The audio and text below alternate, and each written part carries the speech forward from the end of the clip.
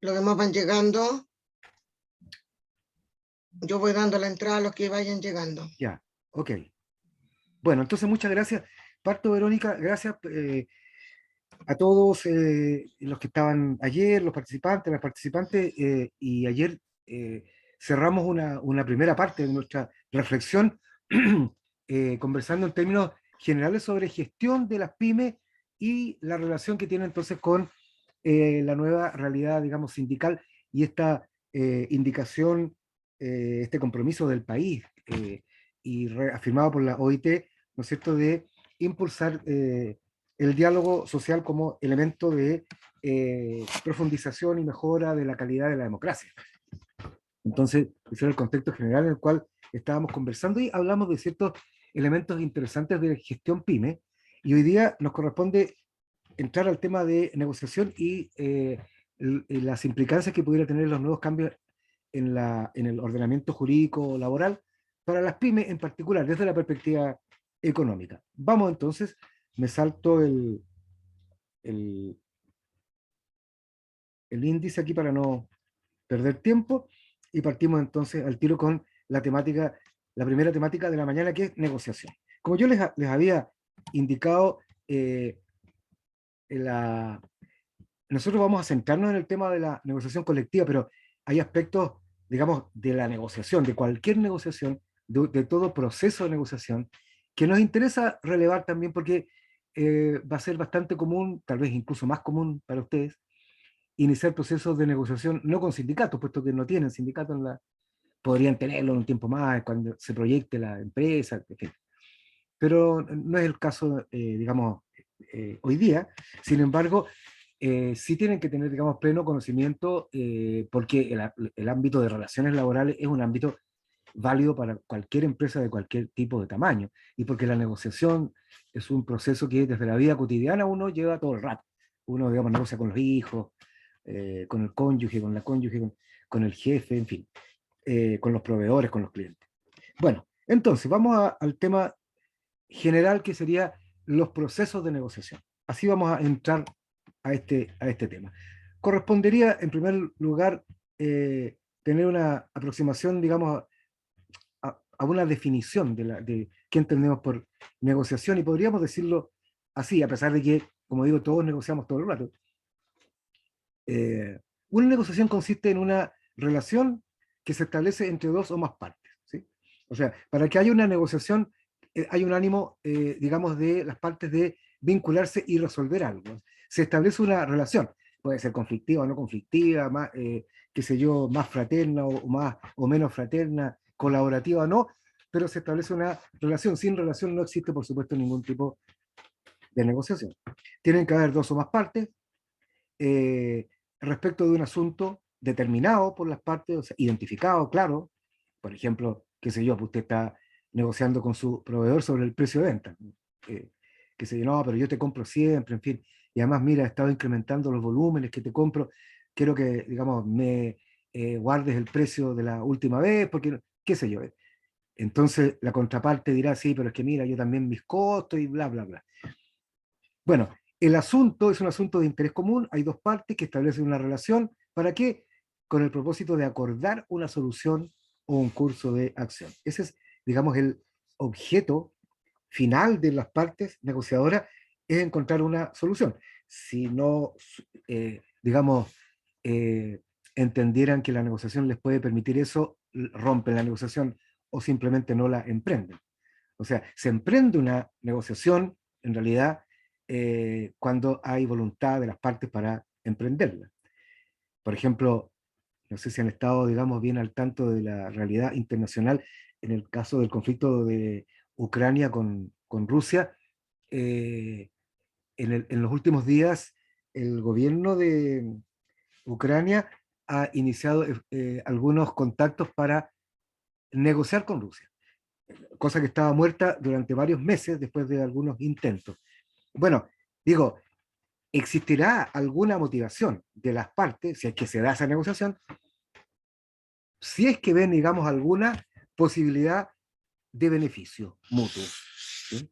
Si no, obviamente, digamos que la negociación va a ser suspendida por la parte que no ve, digamos, en qué se podría beneficiar, o si no hay beneficio para ninguna de las dos, claramente entonces ninguna de las dos va a estar disponible para enfrentarlo. Sería una definición bastante general de todo proceso de negociación. Ahora bien, la negociación sindical, la negociación colectiva, tiene ciertas características que algo les contó Julio Miranda eh, en su módulo, pero en primer término, digamos, habría que decir que la negociación colectiva es una negociación reglada.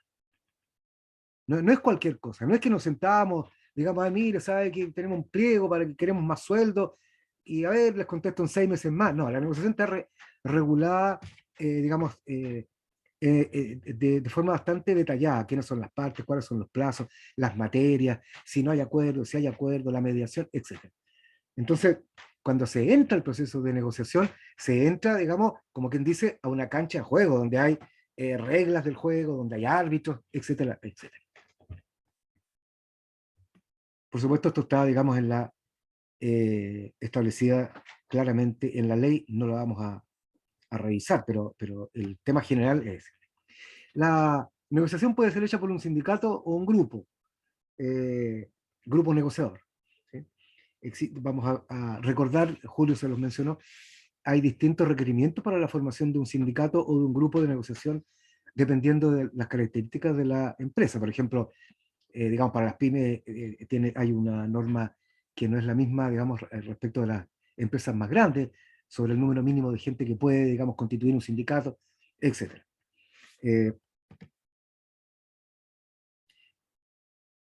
Bueno, dicho sea de paso, que vamos a mirarlo en la última diapo, en la reforma laboral, digamos, en la del 2017, me refiero, después hubo algunos cambios menores, pero el grueso está ahí.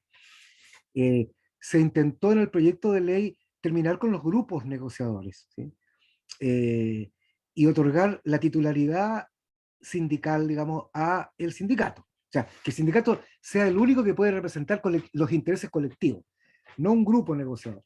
Ustedes probablemente saben, y si no se los recuerdo, que la legislación, digamos, que hoy día aún se conserva desde los últimos 40 años, en algunos elementos, eh, sostenía que un grupo podía constituirse especialmente para negociar. Por ejemplo, que se en una empresa constructora, solamente los, digamos, maestros baldoceros y los, qué sé yo, constituyen un grupo negociador para negociar sus condiciones de trabajo. ¿Sí? No queremos que nos paguen por metro cuadrado, sino que nos paguen por hora, no sé, cualquier cosa. Pero como grupo negociador, no hay un sindicato, después el grupo se diluye, se negocia, se obtiene lo que se obtiene y, digamos, se diluye. Se intentó terminar con eso en el último cambio, pero no hubo, digamos, los votos necesarios para poder emprender este cambio. ¿Cuál era el objeto del cambio? El hecho, digamos, de que la unidad sindical y digamos, mientras menos eh, o, dicho de otra manera, mientras más se reparta la representación de los trabajadores, la fuerza de los trabajadores, por supuesto, que es menor frente a la contraparte, que es la empresa, y que en el caso de la gran empresa, ustedes son pymes, pero en la gran empresa es evidente, ¿no es cierto?, que la gerencia, la propiedad, digamos, tienen un gran poder mucho mayor que el de los trabajadores individuales. Entonces, esto de que hubiera muchos grupos negociadores y varios sindicatos, se suponía que debilitaba la acción sindical, y como el objeto de la reforma era efectivamente potenciar la organización sindical, así lo señaló la presidenta Bachelet en su primer gobierno, cuando se genera este cambio. El objeto es fortalecer el sindicalismo. Ayer conversábamos, una integrante, se me fue su nombre, por aquí lo tenía apuntado, eh, nos conversaba, digamos, de la mala percepción que hay respecto de los sindicatos en ciertos sectores eh, empresariales o de la sociedad civil. Y yo le comentaba que, a mi entender, digamos, históricamente, si uno mira un ciclo muy largo, aquí de lo que se trata es de volver a una normalidad que fue interrumpida, digamos, de manera ruda, violenta, digamos, durante la época de la dictadura. Entonces, Chile tiene una anormalidad de organización sindical respecto al resto de los países del mundo. En Chile, digamos, bastante menos del 10% de la fuerza laboral está sindicalizada y negocia, digamos, colectivamente. Entonces, el objeto era ese, ¿sí? Por supuesto, esto genera todo tipo de pasiones y de eh, puntos de vista, ¿no? Porque, bueno, en fin, los intereses, como veíamos ayer, en algunos aspectos difieren entre los seres humanos puestos en una realidad empresarial, y por supuesto, claro, es más conveniente o menos conveniente para cada grupo que los preceptos de la regulación laboral queden expresados de una manera o de otra. Bien, pero vamos a tener que volver a ese punto en la parte final, porque hice una lista corta de las principales críticas que se le hicieron a los cambios laborales, de la legislación laboral, en lo que se refiere a las pymes y a las MIPYMES. ¿Sí? ¿Cómo las afecta a ellos? Que creo que es más la materia de vuestro interés. Bueno, decíamos entonces que la negociación es una relación que establecen dos partes para determinar sobre un punto específico, conocido por las partes, alguna solución que en el óptimo sea de mutuo beneficio. Ayer decíamos, ¿existen materias de regulación laboral, de negociación que sean de mutuo beneficio? ¿O aquello que le conviene a la empresa siempre no le conviene a los trabajadores y aquello que es de interés de los trabajadores siempre es contrario a los intereses de la empresa? Nos hacíamos esa pregunta, digamos, retórica, más para reflexionarla. Eh, pero en principio decíamos, bueno, existen ambas cosas, ¿no? Existen ámbitos en los cuales efectivamente el interés de la empresa y de los trabajadores es la misma. Eh, Evidentemente ambos se juegan la suerte del negocio, ¿no? De ahí salen los sueldos, las comisiones, las utilidades, en fin. Entonces hay ámbitos en los que efectivamente, claro, los intereses son comunes, y decíamos, tal vez el caso más, o uno de los casos, digamos, más representativos, sea la repartición de utilidades, ¿no? O sea, cuando hay participación de utilidades de los trabajadores, evidentemente que estos se comprometen mucho más con los fines de la empresa. O dicho más finamente, alinean su interés personal con los fines de la empresa. Al vendedor le conviene vender, sí, y a la empresa también le conviene que el vendedor venda, ¿no? El vendedor lleva comisión, la empresa lleva utilidades, etc. Pero también hay ámbitos, y hay que reconocerlo exactamente igual, en donde los intereses son antagónicos. Son contrarios, lo que ganas tú lo pierdo yo. Eh, por lo menos en el corto plazo, ¿no? O sea, digamos, de corto plazo, si la empresa tiene una utilidad de 100 millones y está dispuesta a entregar un mejoramiento real, aquello que le entregue a los trabajadores lo rebaja de la utilidad. Por lo tanto, ese sería un juego de suma cero. O sea, un juego como el caricel. O sea, si ganas tú, pierdo yo. Si pierdo yo, ganas tú. En el corto plazo. ¿Por qué digo en el corto plazo? Porque también está, digamos, el hecho de que el clima laboral, o sea, la comunidad de intereses de un grupo llamado empresa, evidentemente, digamos, que cambia en la medida en que se perciba como justo o injusto la manera como se distribuye aquello que se ha obtenido y ha sido generado con el trabajo de todos. Por lo tanto, en el corto plazo el juego es de suma cero, pero en el mediano plazo se juegan otros elementos que habría que considerar también. Yo sé, queridos participantes, que estos temas son abstractos y que para la pyme tienen una aplicación particular, no tan general como para la gran empresa. Porque cuando uno mira estos temas, se imagina la negociación de Codelco y todas esas cosas, digamos, que llaman más como a la opinión pública.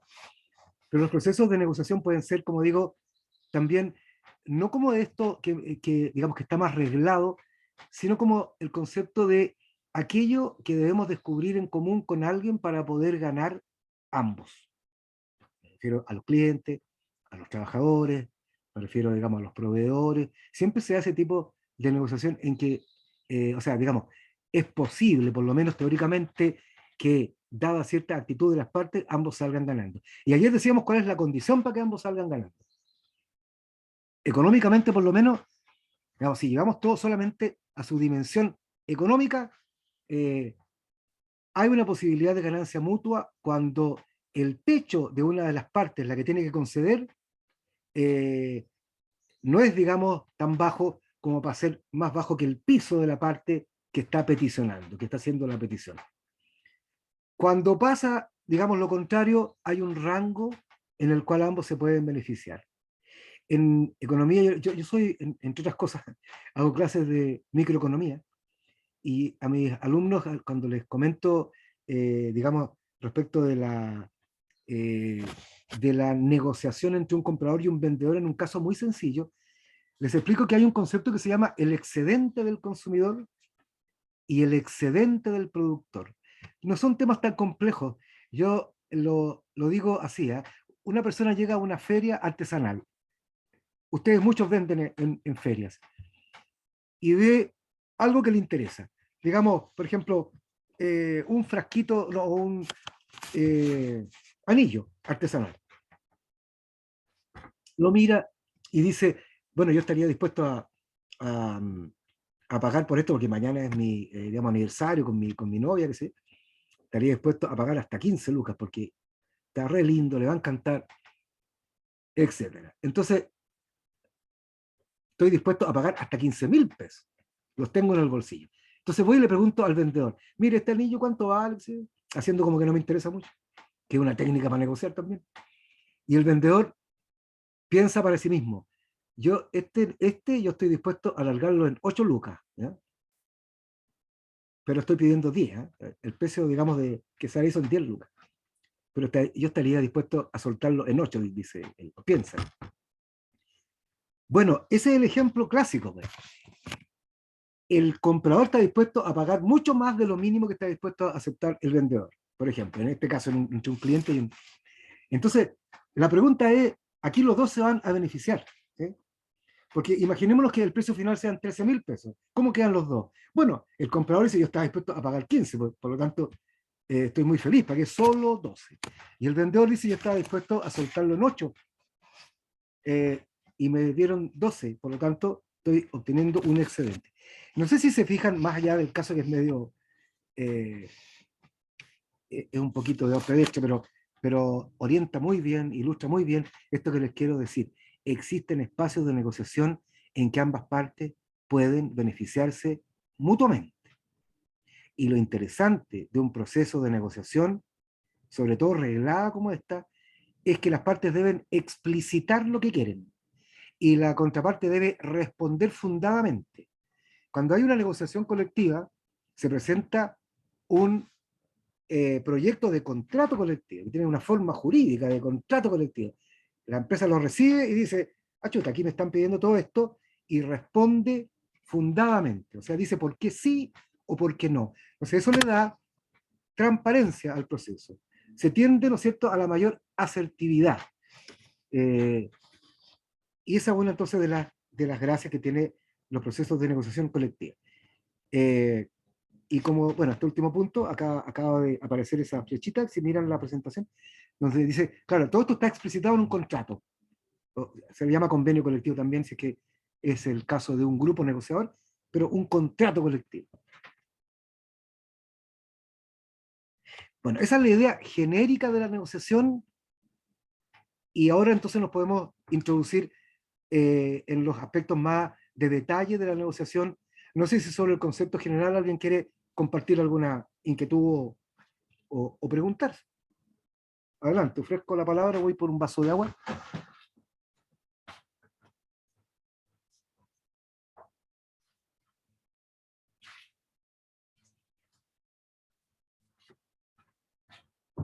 Se escucha bien, ¿no? No me hagan que piense que estoy solo hablándole al ciberespacio. Bien. Ya. Bueno, cierro esta primera parte si no hay consulta y vamos a lo más particular con un ejemplo solamente de negociación, aunque no reglada, cuando se ha descubierto este espacio de mutua conveniencia. Sigamos en el caso de la feria. Se comenta mucho que hay en algunos países del mundo, países árabes, eh, hay toda, digamos, una escuela y una digamos, tradición para negociar en condiciones que a nosotros nos parecían medio escandalosas. Entonces, qué sé yo, la cosa es más o menos así. Va un turista con pinta de que sea turista japonés o norteamericano a una, digamos, feria en algún país árabe, Estambul o cualquier digamos, país de ese tipo, donde se puede imaginar unas ferias con unas alfombras muy bonitas. Bueno, se hace el primer intercambio, cuánto cuesta la alfombra, cuánto estoy dispuesto a pagar, cuánto quiere cobrar, qué sé yo, bla, bla, bla. Se descubre, ambos psicológicamente captan que el negocio es posible, pero ahora viene cómo se parte la diferencia. ¿Sí? Claro, si acaso yo estoy dispuesto a dar $200 y él está dispuesto a aceptar 100 y el precio está establecido en 130 y podemos regatear, la pregunta es, ¿quién va a agarrar más de la diferencia que constituye la ganancia posible para ambos? Claro, es un tema de fuerza ahora, o de técnica, o de, digamos, de ingenio. ¿Cuánto vamos a obtener? Bueno, y lo divertido del caso es que esto hay varios de los documentales donde está esto, digamos, es que el vendedor se enoja, pero es parte del show. Se enoja y dice, no, voy a hablar con mi socio adentro, no puede ser que usted me esté, yo le estoy cobrando $150, $120, usted me está ofreciendo 70, ¿cómo se le ocurre? Bla, bla, bla. Voy a hablar con mi socio y se va para adentro de la tienda, atrás, a la trastienda. Y ahí pasa cualquier cosa, se sirven un café, conversan de sus cosas, le da unos minutos al otro para que se ponga nervioso afuera, y después sale y dice, bueno, ya, mi socio me dice que te puedo rebajar, pero hace un poquitito. Bueno, allí partió la lucha por la diferencia. Ok, necesito, me gustaría en esta parte escuchar alguna opinión y debo ausentarme un minuto, me disculpen, tengo una pequeña situación acá en mi hogar, estoy en mi hogar, debo ir a recibir a un vendedor, pero un segundo. Verónica, si pudieras tú tomar la batuta para recibir la pregunta correspondiente, vuelvo en un minuto.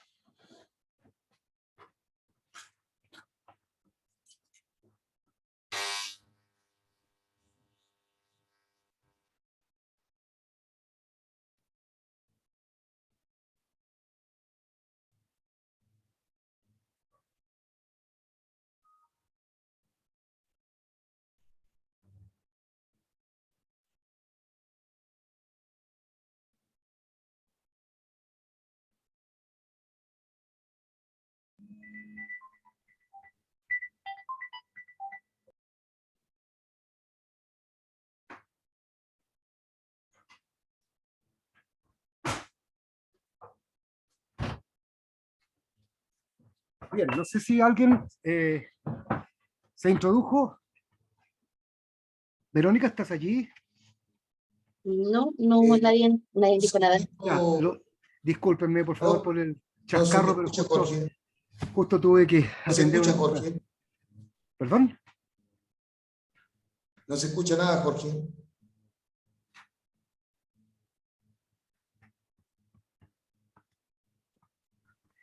Chuta.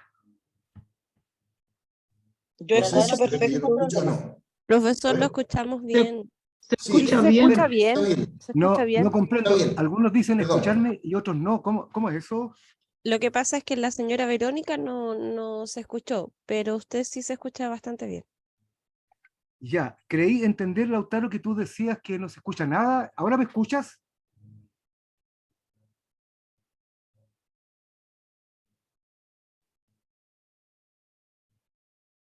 Bueno, supongo que el resto me está escuchando. Ok, sí, sigamos. Ya, muchas gracias. Por acá Bueno, se escucha bien.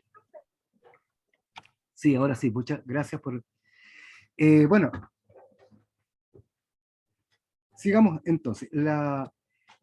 Partamos por una serie de preguntas interesantes que hay veces en que uno no, digamos, no logra capturar quiénes son los que están realmente negociando, cuáles son las partes que están negociando.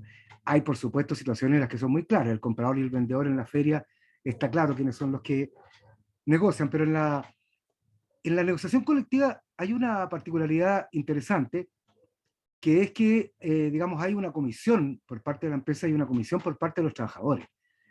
Entonces, en general, y esto está pensado más bien para las empresas más grande, la propiedad de la empresa está representada por una comisión negociadora y la asamblea sindical, o sea, el conjunto de las personas sindicalizadas, delegan también en un grupo, que son los dirigentes sindicales, su representación. Entonces, los que están sentados en la mesa no son realmente, digamos, en última instancia, las partes negociantes, sino sus representantes.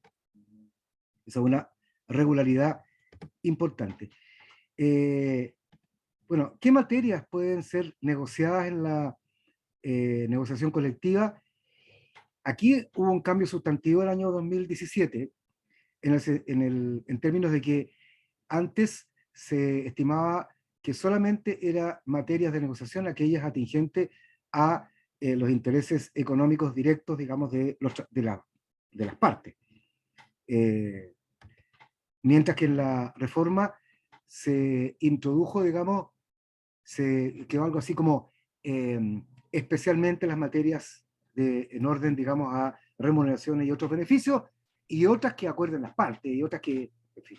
Por ejemplo, ¿en qué estaba esto, digamos, pensado? Estaba pensado en que se pudieran introducir temáticas de la calidad de vida, de la calidad del trabajo, de la combinación de los aspectos, digamos, de tipo familiar que estaban involucrados en el vínculo contractual, y todo ese tipo, digamos, de materia. Entonces, uno podría deducir, la reforma introdujo, entre otras cosas, digamos, materias más amplias que son, digamos, viables para ser negociadas entre las partes. Bueno, después, como digo, vamos a mirar la lista ordenada de los principales elementos de la reforma que son materia de preocupación de las pymes en particular. Claro, la negociación colectiva, como ya habíamos dicho, tiene la particularidad de que todo queda escrito en un documento, no es una simple intercambio de opiniones, ¿sí? Y aquí queda la pregunta del millón. Aquí sí que les quiero pedir colaboración, porque yo les había quedado una tarea allí, que consistía en que ustedes pensaran en alguna negociación en la que hubieran sido parte, y a mí me gustaría preguntarle a algunos que quisieran compartir su reflexión, ¿qué les parece que sería una buena negociación? Y ojalá nos comenten a la luz, ¿no es cierto?, del caso en particular en el que han pensado y del cual ustedes fueron parte. Así que les ofrezco la palabra. Adelante.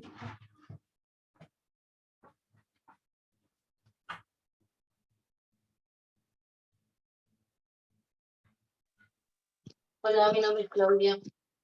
Bueno, por mi parte, cuando yo trabajaba en el área de marketing, a mí me pasó de que de un momento a otro de trabajar en marketing por el tema de pandemia, me pasaron a trabajar al área de venta y de administración de la empresa. Y no sabía absolutamente nada cómo se negociaba con los clientes ahí. Y visité varias veces a varios clientes y uno de ellos tenía un cupo muy bajo. Para mí el lugar era muy potencial y le di ideas bastante buenas y fue un jefe a supervisar qué era lo que yo estaba haciendo junto con el vendedor original de ellos. Yo era como el apoyo que tenía el vendedor. Y pasa que tomo al cliente y le empiezo a decir cómo poder manejar su espacio, qué productos podía utilizar, que en ese momento por pandemia se estaban realmente siendo muy necesarios, y empezamos a hacer un pedido que superó el cupo, el crédito que tenía el cliente, así que de los 300.000 pesos con el que ese cliente comenzó, el día que yo me retiré de la empresa, quedó con 3 millones de pesos. O sea, lo superamos al 1000% su crédito, y hoy en día es un cliente activo al cual el jefe no le tenía fe, y después la pega mía era buscar clientes que fueran potenciales, que para mi punto de vista fueran potenciales y ir aumentándole los créditos, pero que yo tenía que estar encima de los clientes para que podamos ver que funcione y no que ellos compren cosas que no van a quedar ahí dando vueltas y no van a tener una buena salida.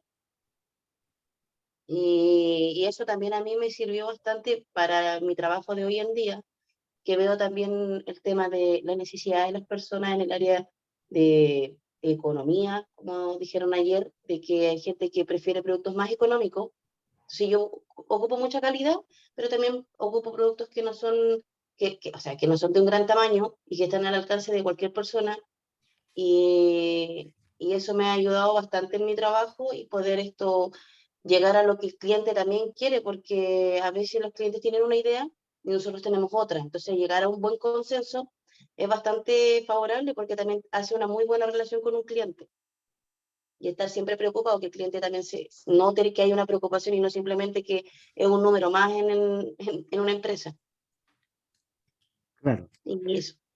Perdón, ¿y cuál es su nombre? Claudia Negrón. Claudia. Claudia, pero la función suya era, digamos, colocar crédito. No, era vender. Era vender, vender, vender. Mientras más venta yo tuviera, era ¿Vender mucho qué? mejor para mí. Y también tenía que aumentar, obviamente, los créditos, porque para poder vender más cantidad y llegar a algún acuerdo con el vendedor, no sé, el 18 de septiembre lleguemos a una negociación y yo te vendo 1000 kilos y de esos 1000 kilos yo te hago una rebaja de tanto por ciento de lo que cuesta hoy en día. Si esos 1000 kilos no salen de aquí, no sé, al 13 de febrero, yo me hago responsable y yo te lo saco antes del 18. Entonces siempre hubo acuerdos y negociaciones con los clientes. Ya, pero Claudia, perdón, es muy probable que no escuché, digamos, pero ¿qué es específicamente lo que vendía? Yo trabajaba en la empresa PF. Entonces trabajábamos con 3 tipos de productos, que era el económico, el PF normal y el premium, que era receta al abuelo. Entonces yo tenía para las 3 clases de clientes, que eran los que necesitaban productos económicos para que tengan, no sé, un enganche con sus clientes, de decir, ya, llévate un chorizo y aparte te lleváis un kilo de carne, cosas así. Ah, ya, pero ya, eso es lo que no sabía, lo que vendía era productos cárneos. Sí. Ya, y perfecto. Y la negociación consistía en que ya, esto está re complejo y bien interesante. Ahora, supongo, usted me corregirá, la negociación consistía en que su trabajo no era solamente, digamos, vender y vender, sino, digamos, analizar, digamos, junto con el cliente las posibilidades que tenía para darle crédito, porque se podía quedar con stock y perdía él y no pagaba y perdía la compañía también. ¿De eso se Sí. trataba? Sí, correcto. La verdad es que PF tenía un punto a favor, que sus productos duraban lo que eran longanizas y chorizo 45 días. Ya, Y las salchichas tenían una duración de 3 meses, ya, a diferencia de todas las otras compañías, que eran 25 días y un mes. ya. Sí, pero Entonces yo dígame. daba seguridad de que, aunque no se fuera ese mes, podríamos sacar el otro mes con alguna promoción. Yo misma te llevaba ahí para hacer un evento, y los clientes enganchan siempre con eventos y con cosas así de, si tú compras, yo te regalo. Nosotros Claro, trabajamos mucho el marketing. ya, perfecto. Interesantísimo caso. ¿Qué era lo que en particular negociaba Claudia? ¿Qué Los te tocó? volúmenes, Volumen. volumen, sí, yo tenía que vender volumen.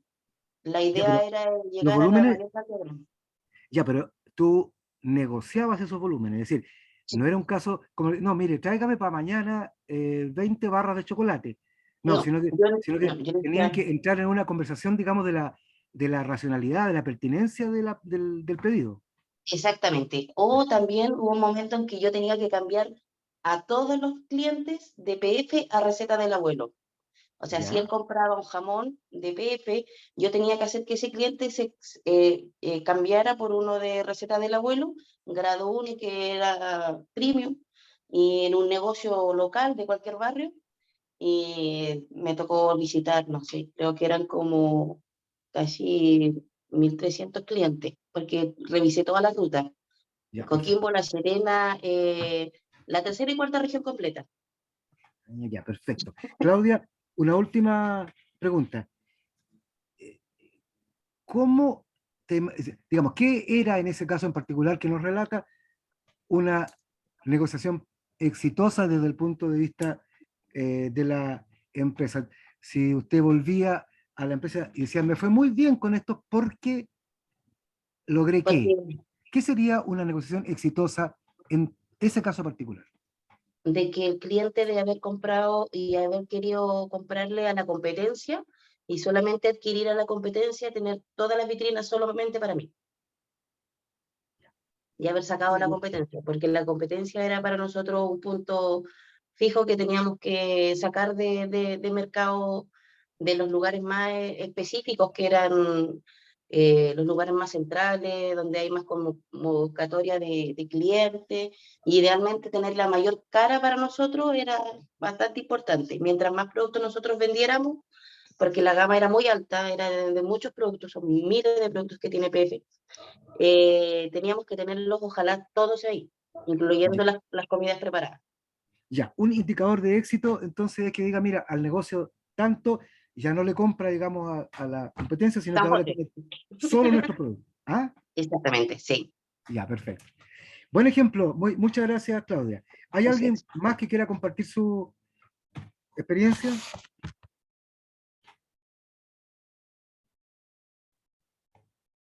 Ya, voy a continuar. De todas maneras, vienen muchas oportunidades en que podemos compartirla. El tiempo hoy día es más corto, así que voy a ir rápido.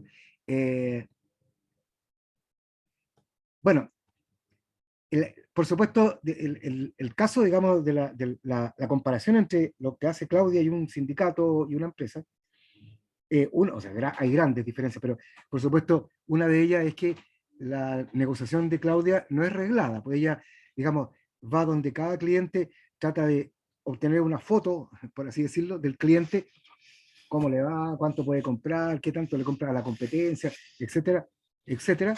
Pero en este caso, digamos, en el caso de la negociación sindical, reglada por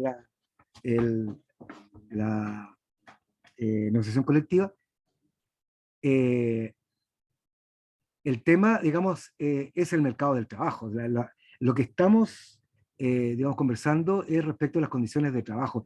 Cuando uno escucha por la televisión el mercado del trabajo, no sé qué, mercado del trabajo, si usted se imagina una sala donde hay una negociación colectiva, donde hay una comisión de la empresa y la comisión de los trabajadores, ese es el mercado del trabajo. Ahí es donde se está transando el valor del trabajo, ¿sí? Colectivamente, en ese caso. También se puede hacer individualmente, porque si usted dice, no, yo ya tengo cierta experiencia y aquí vi un aviso que voy a hablar, y bueno, ¿y usted cuánto pretende de sueldo? No, tanto, porque yo tengo mucha experiencia. Está negociando también, pero individualmente, ¿no? En este caso, se trata de una negociación colectiva. Bueno, entonces, por una parte, aquí este cuadro tiene la gran gracia de que nos muestra que hay un proyecto de contrato que es un documento, un papel, ¿no? Que se le entrega a la empresa, en donde la comisión negociadora del sindicato y de la empresa discutirán sobre sus intereses, ¿no es cierto? Y sobre la sustancia. ¿Qué es lo que se está negociando? ¿Qué es aquello que se negocia? Esta pregunta está hecha a propósito porque uno podría decir, bueno, pero es muy obvio lo que se negocia. Se negocia, digamos, el sueldo de los trabajadores, sí, pero se negocian muchas más cosas en realidad. No me refiero solamente a que también está el bono por hijo y la cuota mortuoria, sino que se negocian aspectos subjetivos también. Hay una negociación, por así decirlo, simbólica, ¿no? Se juegan cosas también como el respeto, el clima laboral, digamos, la fuerza del sindicato, etcétera, etcétera, etcétera. Entonces, la asamblea estaría, ¿no es cierto?, en este lado, representada por la comisión, la gerencia o la propiedad, en realidad, estaría representada por la comisión negociadora de la empresa, y así se da inicio entonces al proceso de negociación colectiva que tiene duraciones definidas, y digamos distintas formas de llegar a su destino final. ¿Y cuál es el destino final? La firma de un contrato colectivo. O sea, el objeto de las partes en esa mesa formal, por así decirlo, es al final llegar y firmar. Llegamos a un acuerdo. Bueno, yo le preguntaba a Claudia cuál era su concepto de éxito de la negociación en el caso particular. Pero fíjense que no es tan evidente en una negociación colectiva qué estamos considerando como éxito. No es igual para todos. Yo he hecho este experimento con la asamblea misma, en varios casos en que me ha tocado asesorar, digamos, sindicatos. Antes de la presentación del proyecto, hacemos, digamos, un par de exposiciones con el pleno de la asamblea, y yo trato a través de una metodología de que ellos expresen lo que entenderían por una buena negociación. Fíjense, por ejemplo, aquí hay una lista larga de lo que podría ser considerado una buena negociación. Primera, se logró gran parte de lo pedido.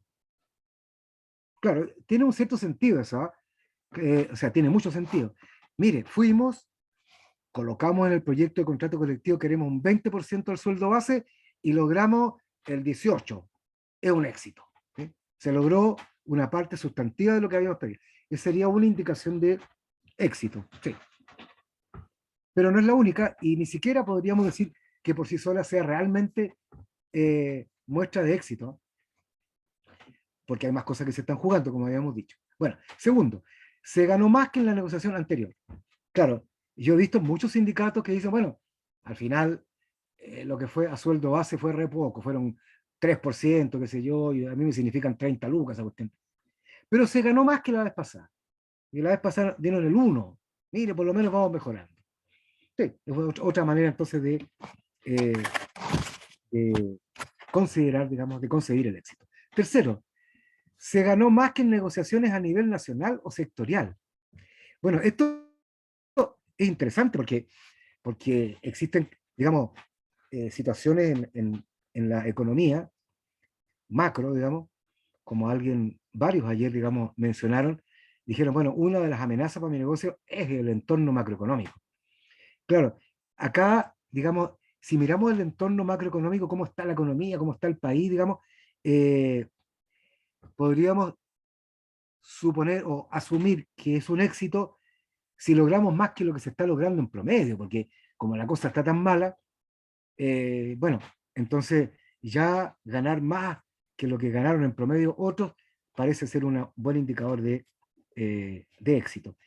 Yo me acuerdo para la crisis del año 99, creo que fue para eso, ¿sí? Para subprime, me acuerdo que estaba asesorando a dos de los sindicatos de Volcán, que es una empresa vinculada a la construcción acá en Santiago, en Puente Alto, que vende, bueno, la volcanita, esta que se le pone a las casas, en las paredes.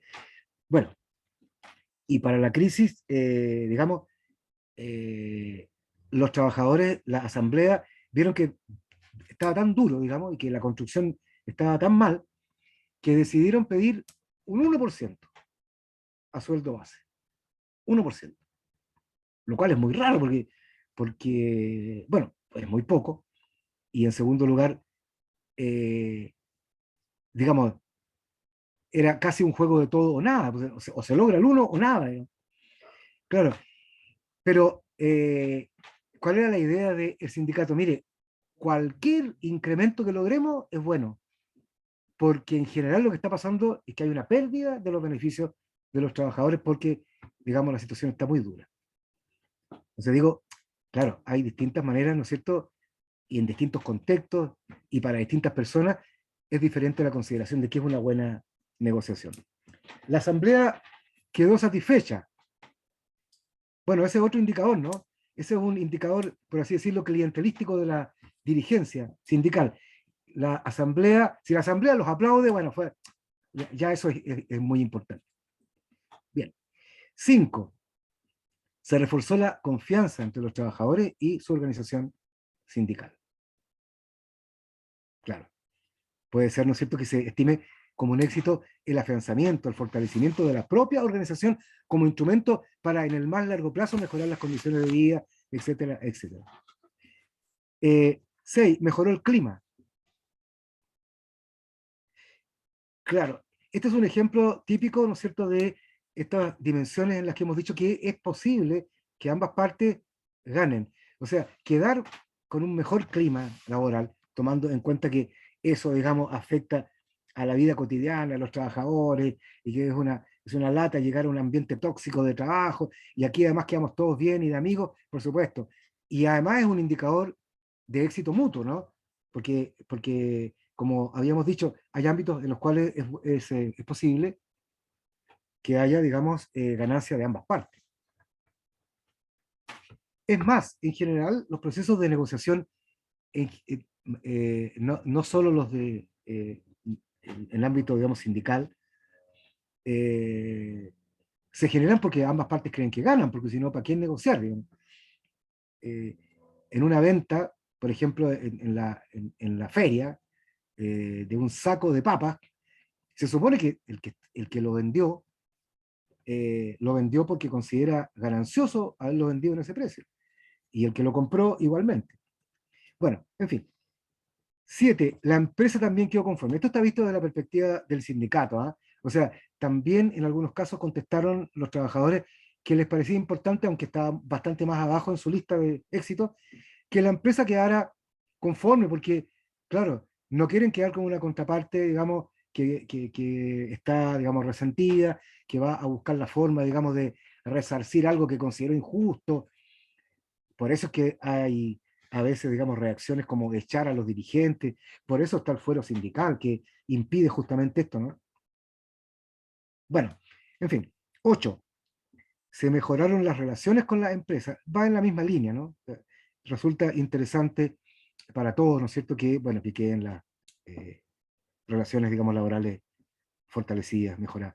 No hubo huelga, claro, no llegar a las patadas, al conflicto, obviamente que también es importante. Ahora, yo en particular no creo que ese sea el indicador de éxito, porque con huelga también podría haber después, aunque sea un proceso tortuoso, se puede llegar a una solución que al final todo el mundo estima, o la mayoría estima, en fin, que fue una buena negociación, etc.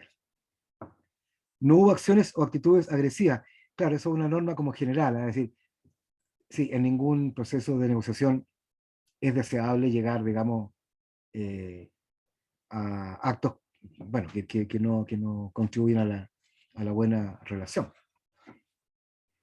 Y otra, un poquito más conformista, se mejoró lo que se tenía.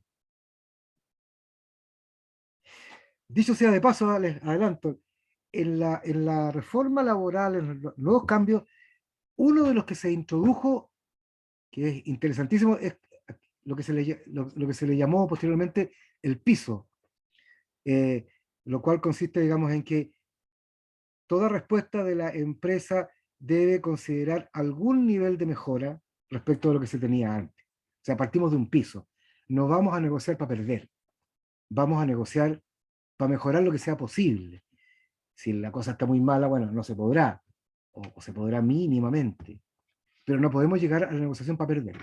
Pero es que fíjense que en la tradición que hay en Chile para la negociación colectiva con este sindicalismo tan menguado, teníamos, digamos, una tradición empresarial. A mí me tocó, yo debo haber, digamos, asesorado hasta hoy día unas 90 o algo así, digamos.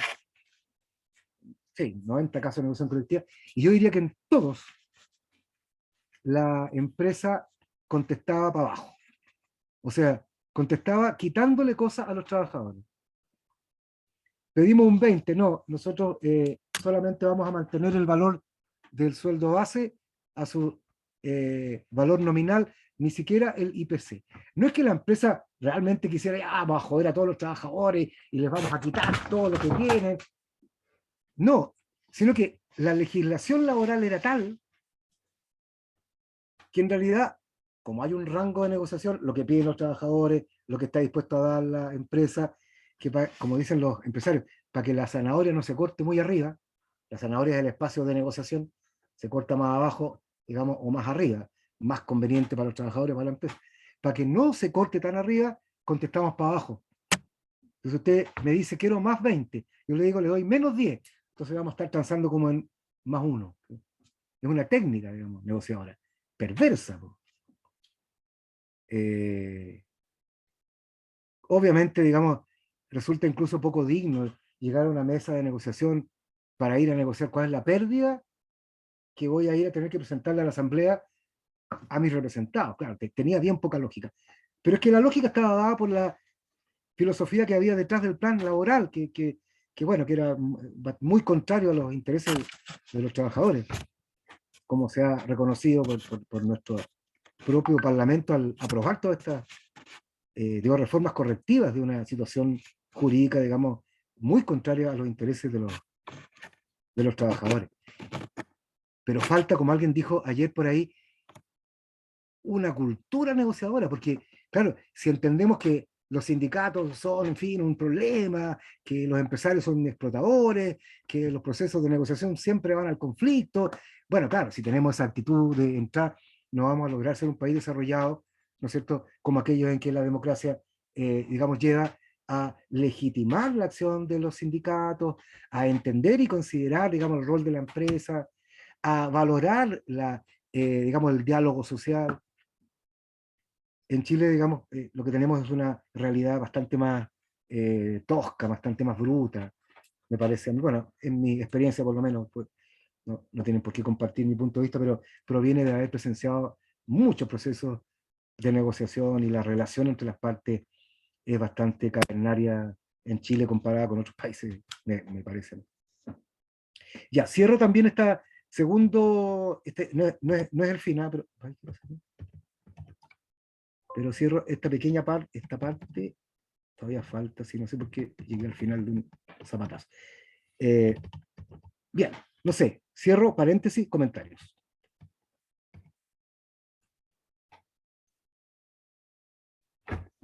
Profesor, Adelante. no lo veo. Es que Ay, me paré ay, a dejar sí. mi vaso de agua, perdón. Sí, Estoy es aquí que me haciendo gusta, varias cosas a la vez. sí, me gusta verlo. Oiga, lo que pasa es que mientras usted hablaba de toda esta negociación, me causaba mucha risa también, porque trabajé muchos años también en una empresa donde no todos los años, pero cada 4 años se hacía una negociación colectiva. ¿Ya? Y claro, llegaba el año que tenía que hacerse la negociación colectiva, llegaba todo, claro, todos se reunían en una sala grande y ahí duraban 6 horas negociando, y yo como trabajaba afuera, siempre pendiente, a veces risas, a veces silencio, y wow, y todos esperanzados, y todos llamaban, oye, ¿qué habrá pasado? Y todo el mundo preocupado por esta negociación. Entonces se volvía como divertido y a la vez con nervios, pero fueron muy, muy buenas. Se llegaba a un acuerdo, firmaban por 4 años más, 2 años más, pero siempre sentí que la gente que ganaba el sueldo base era como un poquito la más perjudicada con respecto al alza de los sueldos, porque lamentablemente el que ganaba sueldo base, ya, vamos a subir el sueldo un 0,2%, por decir algo, ¿ya? Sí. Pero claro, la gente que tenía el sueldo base, eso no era nada, a comparación de las otras personas que ganaban un sueldo de 500, 600, 1.000.000 adelante. Entonces, siempre habían pequeños conflictos, eso, y otras personas que sí. Entonces también se firmaba un acuerdo, pero en fin, saliendo de esa sala tampoco todos quedaban muy contentos. Y hablamos cuando se trata de empresas de 1.200 trabajadores, entonces es súper complicado poder hacerle el gusto a todos. Y siempre habían unos más dañados que otros. Eso. Claro, sí, es muy típico de eso. ¿Cuál era la empresa? Perdón, ¿cuál es su nombre primero? Annalise. Annalise. Annalise, ¿cuál es la empresa en la que trabajaba? Si quiere mencionarla, si no. No, Ya, prefiero, pero una empresa la quiero grande. mucho a la empresa. Bueno, por mencionarla tampoco se le quitará el cariño. No, pero por supuesto está en su derecho. Annalise, es muy típico, claro, mientras más grande es el grupo, digamos, que está representado, evidentemente que hay más grupos que tienen, subgrupos que tienen intereses muy particulares. Bueno, esa era la idea que fundaba el concepto de grupo negociador que estaba en el plan laboral, digamos, en dictadura, que después se transformó en las leyes, digamos, laborales. Tenía esa lógica, ¿ah? Decía, bueno, si en una empresa muy compleja existen grupos con intereses demasiado distintos, entonces está muy bien que hayan grupos, digamos, un grupo que se constituye solo para negociar.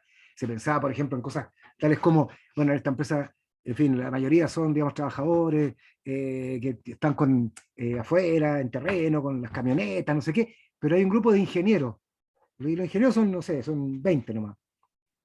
Y ellos tienen condiciones tan particulares que digamos, no tiene que ver con digamos, el bono de riesgo por estar en la camioneta, porque no andan en la camioneta, tienen intereses particulares. Entonces, grupo negociador. Claro, tiene cierta lógica, porque evidentemente cuando el grupo es muy grande, no se puede atender a las particularidades de todo, y como dice muy bien Annalise, y tiene la experiencia, algunos quedan dañados, ya no, estos tipos se arreglaron, qué sé. Sin embargo, el tema de los grupos negociadores, que como les comentaba delante, se trató de eliminarlos, pero no hubo los votos en esta pasada, en este cambio a la ley, dejó los grupos, digamos, negociadores. Y eso tiene como consecuencia lo que dice Annalise, porque no, esta lista que yo les pongo de cuáles serían los elementos de éxito, claro, no son valorados igual por todos. Pues. Para algunos, eh, el tema es no irse a las patadas y tener una buena convivencia, porque ya no gano tan mal, qué sé yo. Mientras otros, bueno, no, aquí de lo que se trata es de mejorar las condiciones, mira las utilidades de la compañía, en fin, tenemos que participar de eso, etcétera, etcétera. Todos son posturas válidas, sin duda, pero el hecho, digamos, es que no todos consideran igual lo mismo, no todos miden igual el éxito. Y por lo tanto, bueno, claro, pero es útil saber y hacer, digamos, esta caracterización justamente en un grupo grande, que yo lo he hecho en algunos casos, para saber para ese grupo específico qué los interesa más. Entonces, les pido, por ejemplo, que se pueda hacer algo así como tener un listado como este, un poquito más, digamos, arreglado, y colocarle al ladito una columna en que los trabajadores tengan que repartir un puntaje que se les entrega. Por ejemplo, mire, aquí tiene 100 puntos, repártalos entre todos, esta según la importancia que usted le dé. Entonces tú vas con tus 100 puntos y dices, se logró gran parte, sí, esto es lo más importante, ahí pongo de mis 100 puntos 40, al siguiente 20, 10, no sé qué. Entonces digo, uno puede determinar en el grupo el interés relativo que tienen, la importancia relativa que le dan a cada uno de estos elementos, justamente para poner el énfasis en aquello que le interesa más a quienes yo represento como dirigente sindical. Bueno, por supuesto, las negociaciones se dan en un contexto micro y macro. El contexto microeconómico y macroeconómico me refiero. El contexto microeconómico es lo que la empresa enfrenta en su entorno, ¿sí? Con sus proveedores, sus clientes, etc. Lo macro es lo que pasa con el país. Por ejemplo, ustedes se dan cuenta que hoy día el Banco Central, por ejemplo, ha aumentado fuertemente la tasa de interés. Bueno, eso afecta a las empresas, claro, de muchas maneras, digamos, y a las personas también. Está hecho con un fin mayor, por supuesto, que es frenar la inflación, que eso sí que nos afecta muchísimo más.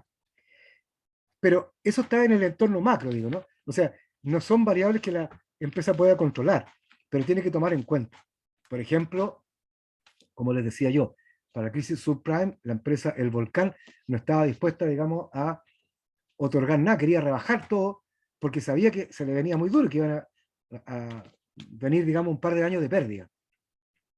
Entonces, el sindicato también y la empresa también deben considerar a la hora de negociar su contexto microeconómico, sus condiciones de mercado, financieras, qué sé yo, y el entorno macroeconómico, o sea, cómo viene la mano en términos de crecimiento, empleo, inflación, tipo de cambio, si es que, bueno, si es que les afecta directamente, digamos, el valor del dólar, de la divisa, no sé, si exportan o importan. En general, en Chile a todas las empresas las afecta el valor del dólar, porque o importa algún insumo que no se produce acá, o exporta, entonces, bueno, igual le afecta.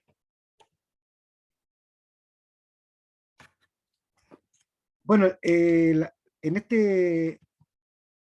esta lista, digamos, quiere representar, digamos, una descripción secuencial del proceso de negociación, que tendría tres grandes, digamos, etapas: la preparación, el desarrollo y el cierre.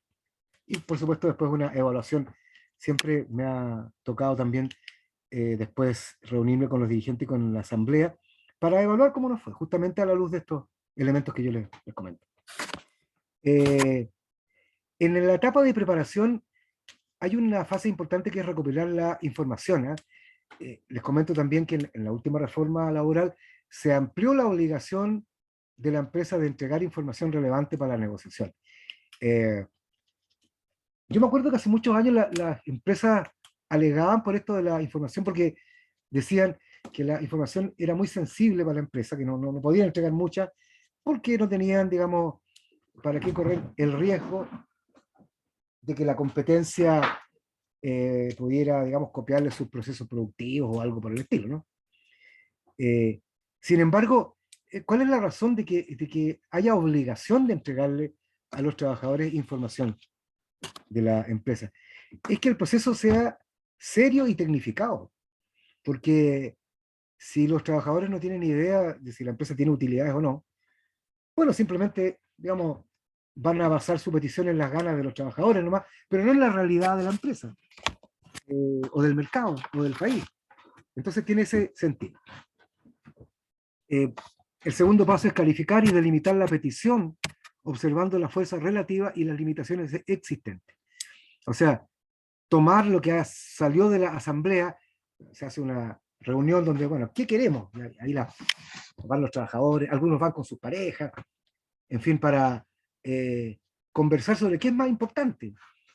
Bueno, pero una vez que se ha establecido la petición, digamos, las demandas, las aspiraciones, hay que contrastarlas con la fuerza relativa, porque al final de cuentas la negociación es un tema de técnica y de fuerza relativa. Alguien puede imponer sus condiciones. Yo me acuerdo en otro ámbito muy distinto, pero que es muy clarificador.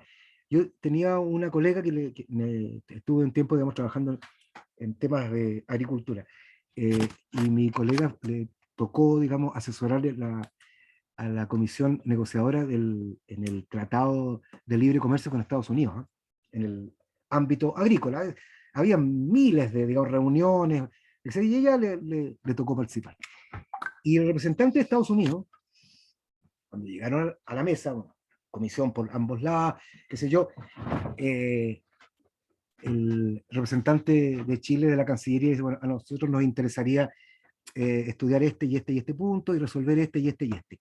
Y el representante de Estados Unidos llega y dice lo siguiente, fíjense, no, nosotros queremos conversar en base a esta agenda que tenemos acá. Se acabó la discusión. ¿Por qué se acabó la discusión? O sea, sobre cómo enfrentar la negociación. Porque una de las partes tenía todo el poder. La negociación también es un tema de poder, ¿no? Hay veces en que el poder es equilibrado. La legislación laboral trata de equilibrar el poder del sindicato otorgándole el derecho a huelga. Pero evidentemente que la solución final es un tema de fuerza relativa. También, por supuesto, de razonamiento y de buenas intenciones para que la cosa quede bien arreglada, etc. Pero en definitiva hay un tema de fuerza. Entonces yo le decía a la asamblea, me parece muy bien todo lo que ustedes están pidiendo, pero ojo, ¿está la fuerza? O sea, ¿están dispuestos a ir a la huelga? ¿Están dispuestos a estar un mes en huelga? Bueno, en fin. Voy más rápido porque el tiempo es mucho más corto. Definir los objetivos y metas, definir la estrategia y las tácticas a emplear, todas estas cosas, bueno, que se aprenden después en un ejercicio más profundo, en fin, la técnica de la asertividad, la técnica del halcón contra la paloma, o sea, ponerse duro, la técnica del bueno y el malo, colocar a unos que, en fin, amenazan, mientras que, etcétera, etcétera. Hay una cantidad, no tenemos tiempo ahora. Analizar nuestro margen de maniobra, se refiere al sindicato, pero también es válido para la empresa. Analizar hasta dónde, esto sí que es importante. Las partes tienen que identificar claramente o es conveniente que lo hagan, digo, muy conveniente, cuál es su piso de negociación. O sea, cuál es el mínimo que están dispuestos a aceptar por parte de los trabajadores, cuál es el máximo que están en posibilidad de conceder por parte de la empresa, porque eso va a determinar el espacio posible de negociación. Bueno, determinar acuerdos, qué acuerdos se pueden tomar en la mesa y cuáles requerirán la conformidad de la asamblea. Fíjense que, claro, aquí hay un tema de delegación, ¿no? Es muy común en los procesos de negociación colectiva que en los últimos días, digamos, los dirigentes digan, a ver, necesitamos que nos den carta blanca, vamos a ir a la reunión final, y ahí ya logramos el 2. Bueno, dennos carta blanca para lograr lo más que podamos por encima de eso, pero dennos la libertad para firmar, porque si tenemos que venir a consultar cada cosa, que haya baños mixtos, vamos a la asamblea, que se le entregue una tarjeta GIF, vamos, no podemos venir a consultar toda la asamblea. Entonces digo, ¿cuáles aspectos son aquellos que requerirán conformidad de la asamblea y cuáles están dentro de la potestad, digamos, y el ámbito de libertad del sindicato? Y por supuesto tener un plan de contingencia ante la huelga, siempre es posible la huelga. La huelga viene muy reforzada en el último cambio de la ley laboral, porque se impide el reemplazo. Aquí me parece a mí, no me parece, escuché que cuando ustedes discutieron el tema jurídico, se enfatizó justamente esta idea, ¿no es cierto?, de que los contratos y la polifuncionalidad, digamos, de los nuevos contratos, está, digamos, en juego el reemplazo en huelga, porque para que la huelga sea efectiva tiene que ser sin reemplazo. Pero aquí, digamos, cuando uno de los trabajadores está contratado de manera polifuncional, podría ser usado para reemplazar a alguien que está, digamos, en huelga, lo cual genera todo tipo de problemas legales y posibilidades, digamos, de juicios contra la empresa por prácticas antisindicales. Y la recomendación ahí, por supuesto, es tener muy claro la especificación en los contratos individuales de cuáles son las funciones específicas posibles legalmente de ser pedidas a un trabajador. Desarrollo. Bueno, la planificación en conjunto con la empresa del número y características de las reuniones. Aquí ya estamos en la mesa, ¿no? En general, la primera de las reuniones se trata de planificarnos. Bueno, cuando nos juntamos ya todos los martes y los jueves, sí, perfecto, hasta tal fecha, en fin, etcétera, etcétera. Delimitar aspectos de relaciones y de forma con la otra parte, desplegar de manera disciplinada la estrategia, analizar cada reunión, me parece muy importante, observar y conversar acerca de los intereses de cada parte, analizar la estrategia de la contraparte, identificar alternativas, opciones y propuestas, centrarse en los intereses y no en las posturas o convicciones. Ayer algo conversamos de esto, por su importancia quiero decir una cosita más respecto de este último punto. Es muy común llegar a una mala negociación o a un quiebre cuando nos centramos en las convicciones o en las posturas. Eso se refiere a, digamos, la idea que yo tengo respecto de las razones que la contraparte tiene, o digamos, la intención de la contraparte, o los intereses de clase, o la ideología, qué sé yo. La recomendación es, vamos al conflicto si es que, digamos, centramos nuestra conversación con la contraparte simplemente en nuestras convicciones. Lo que está en juego acá son intereses. O sea, es mucho más útil decir, la asamblea nos ha mandatado para obtener un aumento en el ingreso real de los trabajadores y nuestro interés central es mejorar nuestro sueldo real. Ahí ya no hay ninguna duda. Se puede responder que sí o que no, pueden haber posibilidades reales financieras o no, pero está súper claro el interés de la contraparte. En cambio, imagínense que usted dice, los trabajadores estamos cansados de la permanente explotación de la que somos objeto por parte de la patronal, y por lo tanto queremos que ustedes reparen y nos pidan disculpas. Bueno, eso partió mal, digamos, ¿no? O al revés, pues, que la empresa diga, llegamos a este ritual que cada 2 años trata de imponer el abuso de los trabajadores para apropiarse de lo que... Bueno, no, estamos muy mal. Entonces digo, ¿cuál es la recomendación para evitar esto? centrarse en los intereses, considerar los intereses de la contraparte. Ambas. O sea, llegar a la asamblea y decir, mira, la empresa fue muy clara en decirnos que su interés es no avanzar en el tema de aumento de indemnización por año de servicio, porque le genera un enorme pasivo a la empresa, pero sí estaría dispuesta a mejorar el sueldo base. Ese es el interés de la empresa. ¿Qué quiere? Eso quiere la empresa.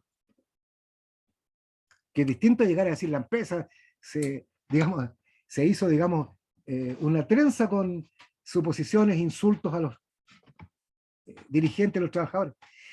Una vez me tocó asesorar, me acuerdo, a una empresa de ascensores, ¿no? Ascensores Otis, hace muchos años.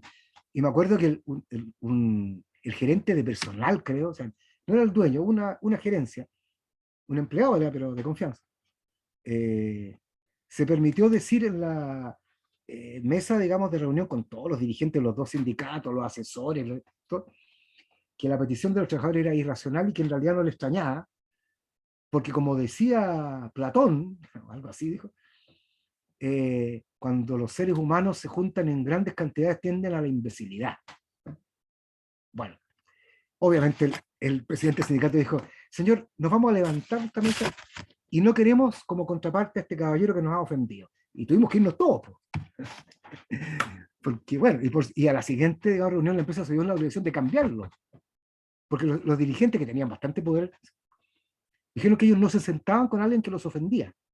Y se acabó el problema. Lo vetaron. Bueno, eso muestra, ¿no es cierto?, la importancia de generar un buen clima negociador. ¿Para qué? Para obtener lo que uno quiere obtener. Pues, si uno quiere ganar, no quiere ir a sacarse, digamos, la rabia y hablarle, digamos, golpeado al gerente. No. Bueno, Verónica, Lautaro y el resto de los integrantes, yo asumo que siendo la hora que es mejor llegar hasta el final y no hacer break, porque es solo hasta las 11:30. ¿Qué piensan? Por supuesto, no está Sí, yo considerado. también estoy de acuerdo. Ah, perdón.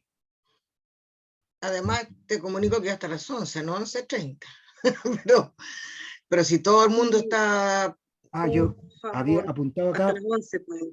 yo había apuntado hasta las 11:30, creo que tenía, no sé, debo haberme equivocado. Ya. Pero si todos están de acuerdo, no hay ningún problema por nuestro lado.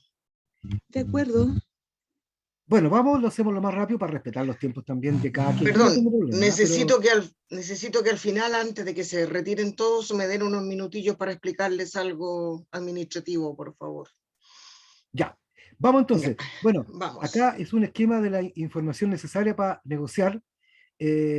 Solamente vitrineémosla, no hay mucho tiempo para, salvo que alguien haga alguna pregunta, pero claro, por supuesto necesitamos los balances, la memoria, para saber la situación financiera de la empresa, las utilidades, la competitividad, los costos.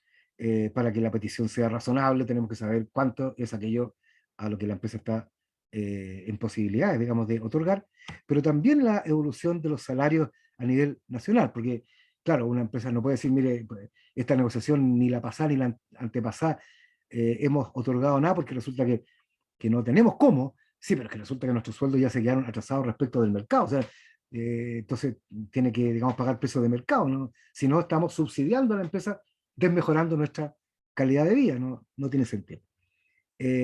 Bueno, me salto esto. Profe, Adelante. una pregunta, por favor. ¿Está obligada la empresa a proporcionar esa información? Balance, en fin. Sí, obligada. Estaba obligada antes del cambio laboral y fue ampliado en la reforma del 2017. Lo mínimo son información económica relevante con los estados financieros.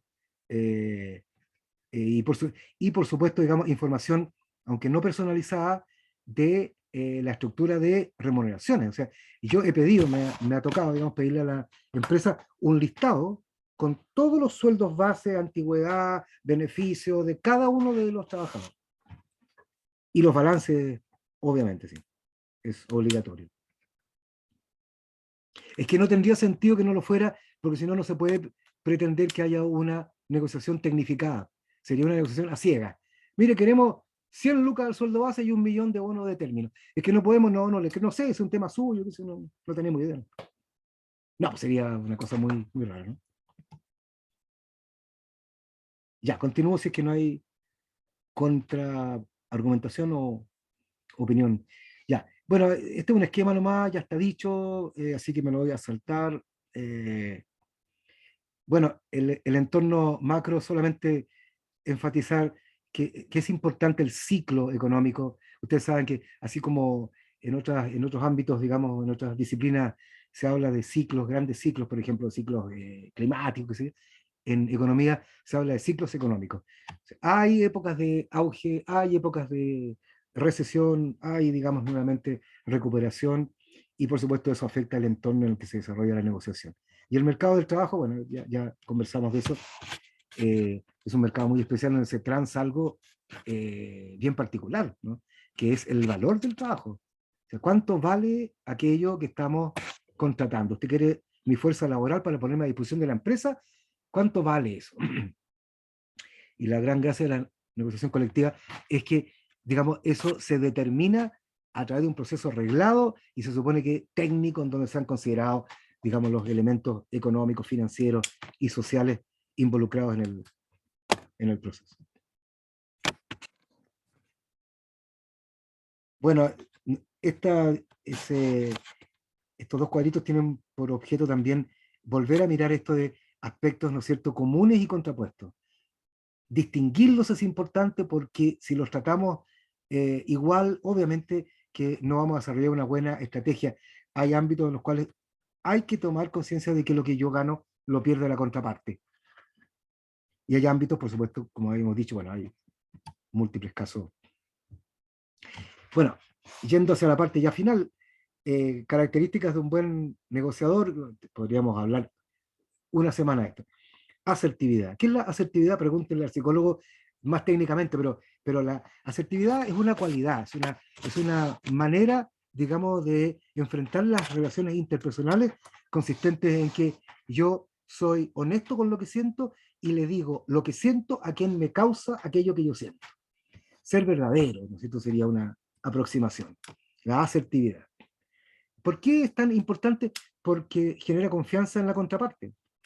O sea, imagínense, digamos, si usted no cree lo que la otra parte le está diciendo, no, este tipo trae el puñal de ajo el poncho, dice que quiere esto, pero está esperando lo otro, bueno, obviamente que se desvirtúa todo el proceso. Convincente y persuasivo, claro, tiene que tener ciertas condiciones, digamos, de comunicador, de líder, etc. Capacidad de escucha, es súper importante. Muchas veces una concepción torpe se piensa que un buen dirigente sindical es un tipo duro, que vaya a manejar las cosas y que le va a hablar duro, cuando en realidad, en mi concepto y en mi experiencia de muchas negociaciones, se trata de escuchar a la otra parte para entender sus motivaciones y lograr lo que uno quiere lograr, que es, bueno, en fin, el contrato colectivo, la petición, etc. Creíble, consistente, sociable, comunicativo, bueno, en fin, eso es más o menos obvio, no lo voy a... Respetuoso en la forma, pero firme en el contenido. Eso cuesta, digamos, internalizarlo, pero uno puede ser firme en sus ideas, pero respetuoso en la forma. No hay que descalificar al otro para digamos, mantener la posición propia. Cuando uno descalifica al otro para mantener la posición propia, es más muestra de debilidad que de otra cosa. Bueno, la preparación es importantísima, la información, por eso los cursos sindicales, cuando hablamos de tecnificación de la negociación colectiva, nos imaginamos un tipo de dirigente, un tipo, digamos, súper ético, pero además, digamos, informado, que entienda de leyes laborales, que conozca la historia, digamos, para atrás de lo que han sido las negociaciones de la empresa, bueno, meticuloso, paciente. Todo esto mejora las probabilidades de un buen resultado, entendiendo que buen resultado es un término complejo. Ya, ustedes pueden ver esto, después hay una serie de tácticas que digo, no hay tiempo para mirarlas, pero son muy evidentes. Prefiero centrarme en las críticas más importantes de la reforma laboral que tienen relevancia para las pymes. Las voy a pasar rápido, ¿eh? Y dejamos los últimos 10 minutos que deben quedar tan solo para discutirlo. Bueno, hay muchas reformas laborales. Yo me refiero a la gruesa del 2017 que entró, digamos, en vigencia con rezago. Algunas partes entraron antes, otras después. porque como digo, después hay otros cambios, la jornada laboral ahora está dando vuelta. Bueno, primer aspecto discutido, digamos, y criticado. ¿Ah? Quienes critican esta reforma dicen, bueno, la distribución de la jornada laboral, o sea, esto de que ahora podamos distribuir en 4 días, como les señaló Julio, Julio Miranda, el abogado, no aplica para Julio ustedes. Contreras, perdón. Perdón, ¿y qué dije? Miranda. Lo confundo con otro colega. Somos amigos con Julio. Bueno, se me fue la película. Bueno, esto no es aplicable a las pymes porque para que hubiera una distribución distinta de la jornada laboral, por ejemplo, que los trabajadores estiman que quieren estar más con la familia, la empresa le parece bien, digamos, porque puede distribuir, cerrar las ventas un día, lo que fuera, pero eso solo es si es que se negocia con el sindicato. O sea, no puede ser individual. Entonces la mayoría de las pymes que no tienen sindicato y que no negocian colectivamente no pueden entrar a esta materia. Esa es una primera crítica. Desde ya en caso, digamos, de empresas con menos de 8 trabajadores no puede haber sindicato, entonces sería imposible que se constituyera algo como esto.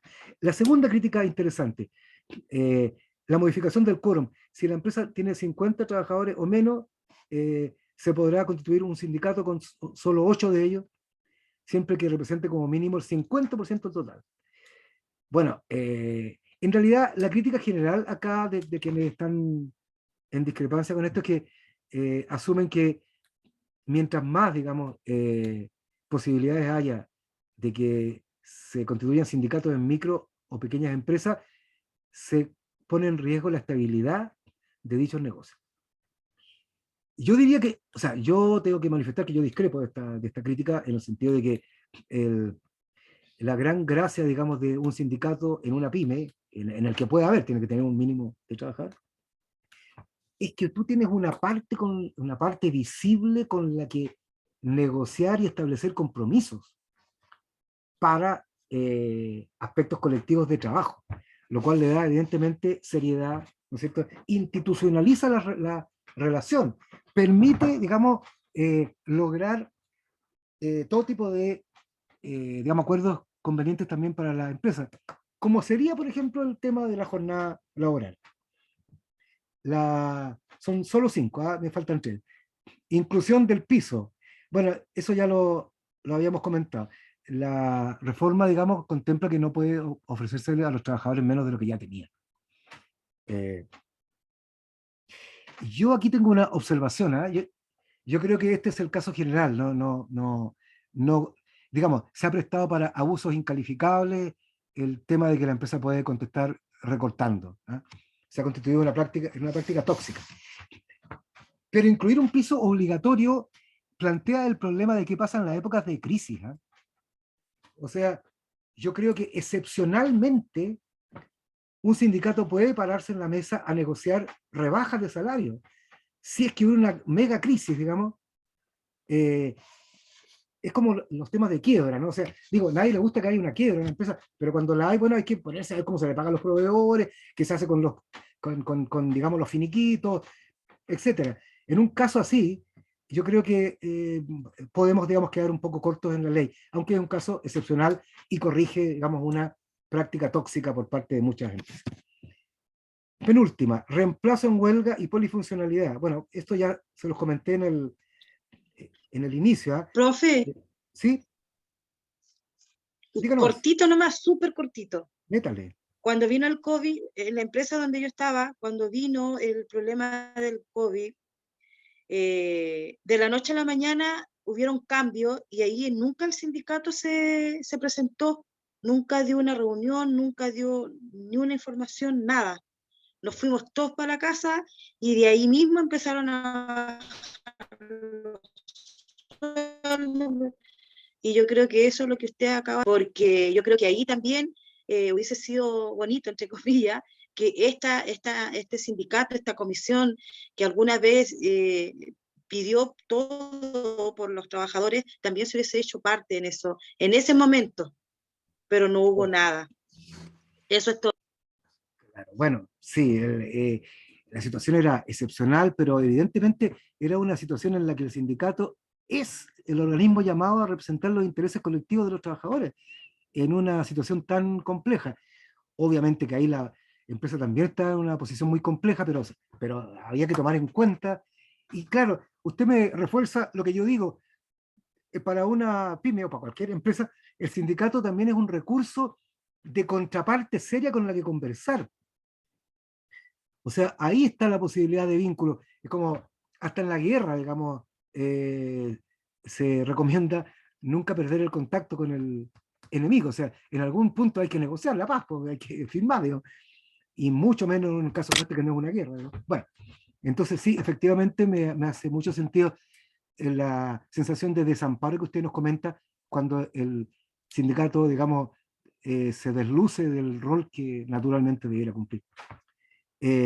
Bueno, pero esto de la huelga y la polifuncionalidad, voy a ver solo la crítica, dice, se critica al no poder reemplazar, se pone en riesgo el cumplimiento de los contratos y por ende la existencia del propio negocio. Entonces, claro, esa es la crítica, una pyme, digamos, donde está, digamos, la gente cumple por naturaleza muchas funciones, digamos, y varios son de familia, claro, es una situación bastante complicada sin duda. Y la crítica dice, al respecto de la polifuncionalidad, tiene que ver con que un trabajador pueda realizar solo las tareas que se establecen en su contrato laboral. En las pymes es muy complejo definir con claridad la existencia o no de polifuncionalidad, porque, como digo, la gente hace de todo. En un kiosco, digamos, de venta de comida rápida, donde trabajan 3 personas ahí, y hay un cuarto, digamos, que va a las compras, bueno, uno reemplaza al otro, en fin, si es que se enferma, qué sé yo. La última de las críticas que se han presentado después de la reforma es la exclusión de trabajadores que pueden negociar colectivamente. Dice lo siguiente, el proyecto consideraba la exclusión de quienes tuvieran facultades de representación del empleador, poniendo como ejemplo a gerentes y subgerentes. Pero en las pymes es común que el gerente sea a la vez el dueño. Entonces, esto sí que implica directamente a las pymes, pero es muy simple. Se agregó en consecuencia la prohibición de negociación al personal de confianza que ejerza cargos superiores de mando. Se ha observado que los dueños de los negocios deben tener en cuenta que para la aplicación de esta regla se debe dejar expresamente establecido en los contratos individuales de trabajo a quién se incluye en esta exclusión. Por ejemplo, yo soy el dueño, pero estoy con mi hijo acá y mi hijo cumple una función y el hijo trajo, digamos, un compañero de la universidad que mientras tanto está acá, digamos, hace completo. Bueno, qué sé yo, claro, ahí hay una mezcla, digamos, de tipos de relaciones. Formalmente en el contrato individual debe estar establecido. Este señor es de mi confianza. ¿Por qué? Por cualquier razón. ¿No? Es mi primo en 4º grado, no sé. Y por lo tanto él está impedido de negociar, porque es un cargo de confianza. En el caso anterior, en la legislación tal como estaba, y fundamentalmente para las grandes empresas, era lo típico para los gerentes, porque claro, si el gerente, digamos, de personal, obviamente no puede ponerse en el sindicato a negociar como trabajador. Más aún, él es parte casi siempre de la comisión negociadora de la empresa, porque la empresa quiere tener al lado al gerente de personal, que, a ver, Zúñiga, porque a veces se llaman Zúñiga los gerentes de personal, ¿cuál es el sueldo promedio de los trabajadores? Y ahí está Zúñiga, digamos, y informa de esta. Bueno, estimadísimos y estimadísimas, disculpen lo acelerado, pero hoy día era más corto y para cumplir todo hubo de andar un poquito más rápido. Hasta aquí llega mi exposición, estoy abierto a todas las preguntas que quieran y para terminar, para dejarle un espacio a Verónica también, que hay aspectos, digamos, procedimentales, técnicos que ella necesita resolver. Le ofrezco la palabra. Sí, primero todos los que tengan o que quieran opinar al respecto de la clase y después Sí, claro. yo les doy la lata un ratito. Hay opiniones, hay preguntas, dudas. Adelante. Hola, buenos días, Liz. Liz, Nuevamente. Sabe, profe, que, bueno, lo he escuchado todo el rato. Yo comencé a trabajar a los 17 años, y siempre fui parte como de los sindicatos. Cuando me sumé a la primera institución a la que trabajé en educación, fue como de, siempre me ha gustado el tema social, tengo un tema ahí.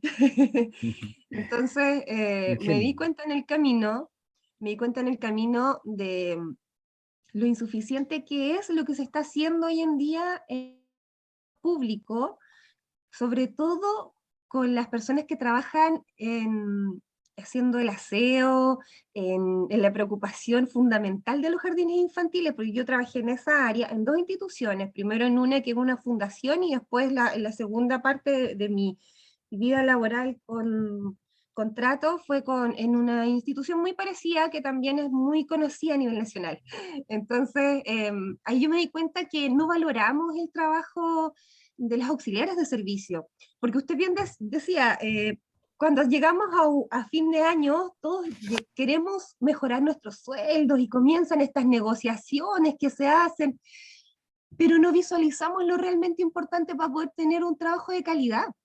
Las instituciones hacen que los jardines infantiles crezcan y crecen de una forma que usted no se imagina. O sea, de hecho, los últimos 10 años, puedo decir así, sí, 10 años, se hicieron nuevos jardines infantiles con una infraestructura hermosa, gigantesca, pero nunca se ha considerado a estas personas. Y bueno, y lo digo porque siento que es importante que nosotros también seamos conscientes de repente de lo que ocurre a nivel país, no solamente en los jardines infantiles, también así en las escuelas, porque si a nosotros se nos pagara realmente por lo que hiciéramos, yo creo que el sentido del título lo tenemos en Chile muy, ay, ¿cómo se dice? Inflado. Siento que desmerecemos mucho el trabajo real que hacen esas personas.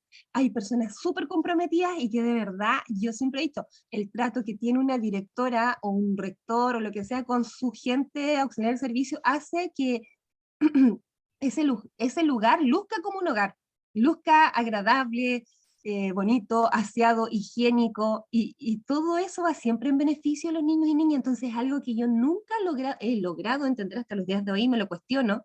Digo, ¿por qué esa injusticia? Yo miraba los sueldos, siempre hacía esto a fin de año, porque mire, yo comencé a los 17 como técnico en párvulo, y como técnico en párvulo también trabajé auxiliar de servicio porque ayudaba a los tíos de la escuela. Jamás mi delantal nunca arrugó, siempre fui como de ir a encerar, iba a todas, porque aprendí a chiquitita que uno tiene que ganarse los espacios, ¿ya? Yo tenía 22 años cuando estaba trabajando de coordinadora pedagógica, ya salí de la universidad y de inmediato.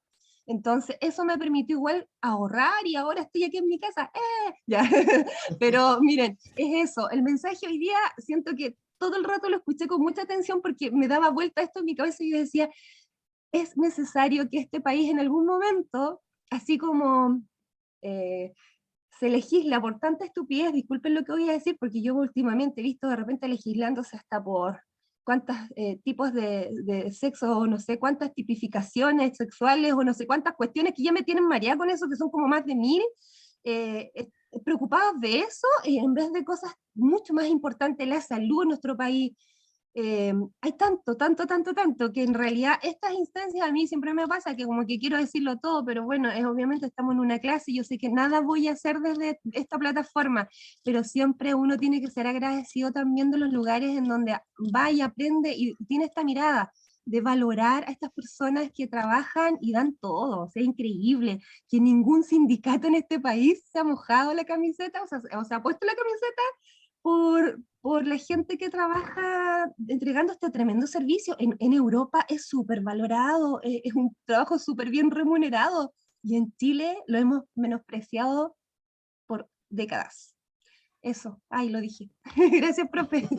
Lo dijo casi todo Liz y se nota, se le ve el gen social, exuda, se ve inmediatamente su sensibilidad. Claro, bueno, solo un comentario. Hay aspectos distintos en el ámbito, digamos, laboral de lo meramente económico, ¿ah? La dignificación del trabajo, que me parece que es el centro de lo que usted nos comenta, es muy importante. Hay, digamos, bueno, históricamente, no hay mucho tiempo ahora, pero históricamente Chile se ha constituido como una sociedad culturalmente muy despreciativa de ciertos estratos, digamos, en lo social. hay un caso típico, digamos, al auxiliar, no el de la educación, sino el auxiliar de una oficina pública, por ahí, que yo digamos, conocí, tenía un apellido que era algo así, me parece que era Segura, pero todo el resto se sentía un poco superior a él y le decían Segurita. En vez de Segura, Segurita. El Y hombrecito. el Lo hombrecito, minimizan siempre. claro, entonces, Ujú. Pasa en claro, todas partes. sí, culturalmente, digamos, tenemos un desprecio de clase cuyo origen es histórico, tiene que ver con la colonia, con la constitución, en la formación del Estado en Chile, con la oligarquía, digamos, en Chile que era profunda y que sigue siendo profundamente clasista, ¿no?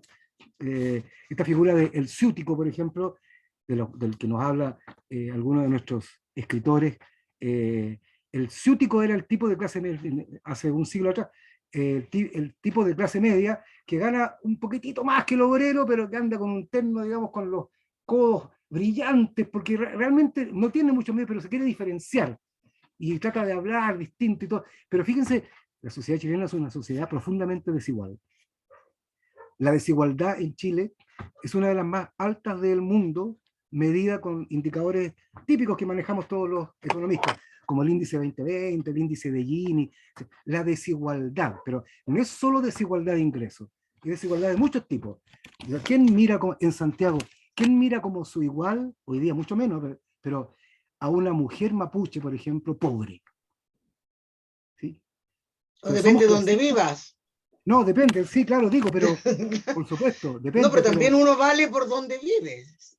No es lo mismo vivir exactamente. en Las Condes que vivir en la estación central.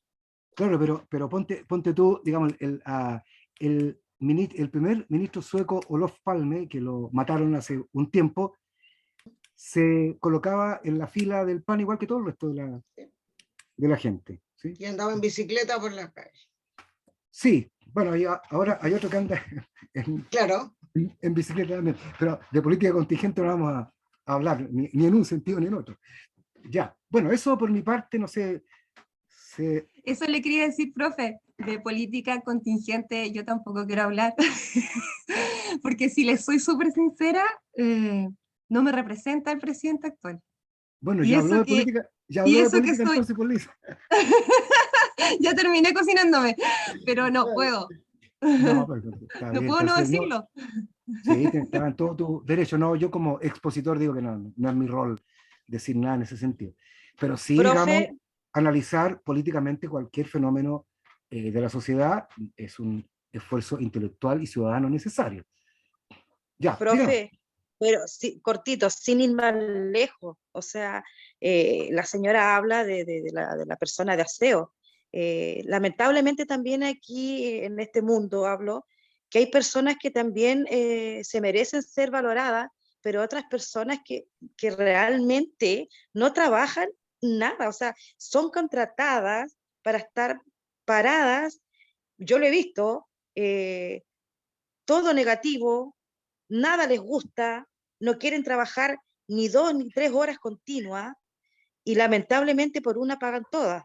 Y lo otro es que a la dueña de casa, por años, por años, por años, por años, nunca, pero nunca se le ha pagado algo, se le ha reconocido más que el Día de la Mamá, entre comillas, y realmente yo ahora que vivo como dueña de casa, ¿ya?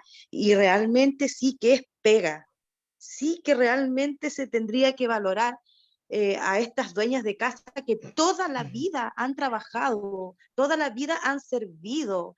Yo veía antes también, la trataban tú te tienes que quedar en la casa, que la empleada doméstica, que tú esto. Hoy los tiempos han cambiado y eso nunca, pero nunca se ha valorado. Y eso lo encuentro asqueroso, lo encuentro tremendo, penoso, y alguna vez ojalá se pudiera hacer algo con respecto a ella. Ahora ya las mamás de uno ya van, ¿no es cierto?, muriendo porque les llegó su edad y todo, pero para las que vienen, para las que no pueden trabajar, para las que tienen hijos enfermos, minusválidos, que lamentablemente tienen que estar al lado de ellos para poder levantarlos, llevarlo a la Teletón o llevarlo al colegio Aspadep, no sé, que no pueden trabajar y que tienen un trabajo arduo, silencioso como ardillita. Yo creo que esas personas debería salir alguna ley en apoyarlos. Eso.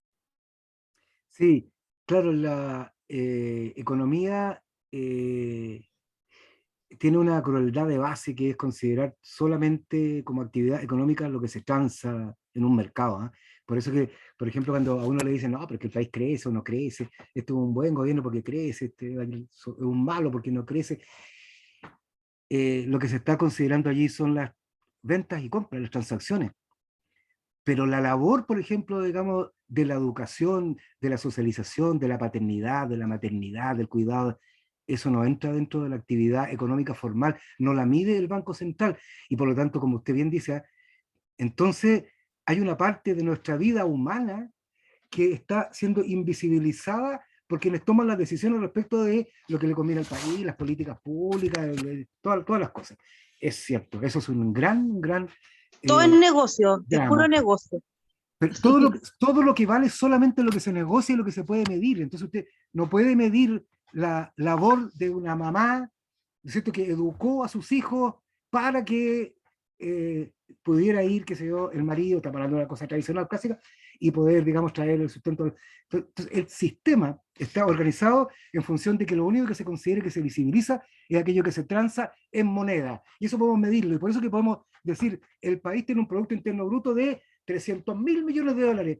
Y la labor de la dueña de casa, no se consideró.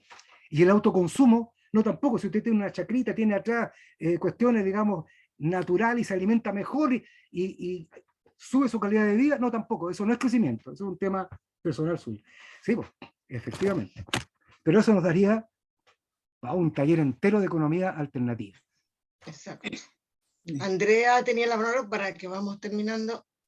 Hola, Andrea está pidiendo. buenos días. Andrea, Bueno, entre comillas, dar un poquito mi opinión con el tema y con respecto al tema de la discriminación.